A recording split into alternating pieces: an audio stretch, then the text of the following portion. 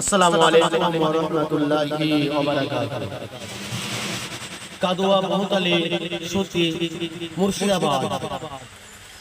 আপনারা জানেন, আপনাদের সুপরিচিত একটা প্রতিষ্ঠান কাদোয়া মাদ্রাসা প্রতিষ্ঠিত হয়েছে। এখানে বিভিন্ন জায়গা থেকে ছেলেরা আসে।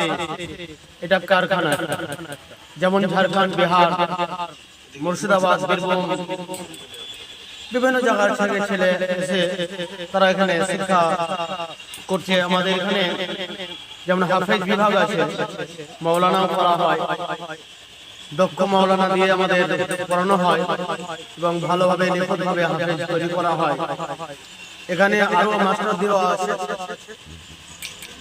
ইংরেজি, বাংলা, অঙ্ক, বিভিন্ন রকম, হিন্দি।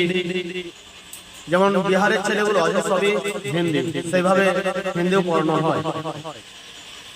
আর একটা ছেলেদের মধ্যে মেল মহব্বত, আসরের নামাজের পরে কত সুন্দরভাবে তারা মুসাফা করছে একে অপরকে, মেল মহব্বতের সঙ্গে। মনে হয় বাড়িতে এত ভাই ভাই মেল মহব্বত থাকে কি জানি না।